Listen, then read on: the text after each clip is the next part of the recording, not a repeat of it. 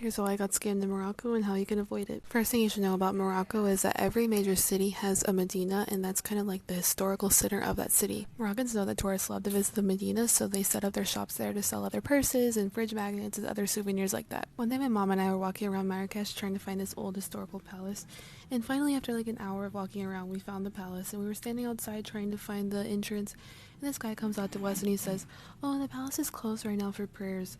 And it should have been the first red flag because it was just like a Thursday afternoon at like 1 p.m. And he said like, "Oh, well, while the palace is closed, you should follow me and I'll take you to the Jewish quarter in Marrakesh." And so me and my mom didn't think anything of it. We just followed this guy to this other quarter.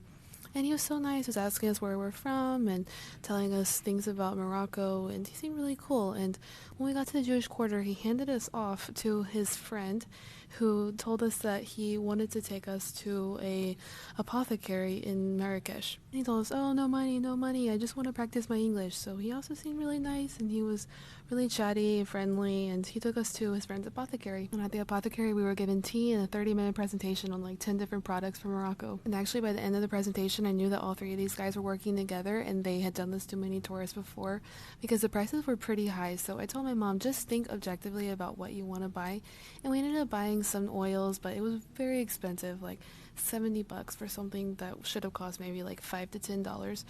And we kept walking around the Medina after that, and we found some more apothecaries like away from the main tourist hub, and sure enough we got way overcharged. We were charged like 5 times the price from this other apothecary. So the person in this comment is right. If you're in a major city in Morocco, help is not going to be free. But this is also the reason why I didn't spend much time in Marrakesh and I went straight to the coastal villages, because I felt like the people there were very friendly and genuine, and I was able to get help for free there without any strings attached. The sad reality is that if you're from a Western country and you're traveling anywhere in North Africa, a lot of times people will look at you as a walking paycheck. However, even though there is a lot of scams going on in Morocco, it doesn't change the fact that Moroccans are naturally very hospitable and friendly towards foreigners. So if you're planning a trip to Morocco, I would limit your time in the major cities and stick mainly to the small villages, because there you'll be able to see how kind and genuine Moroccans are.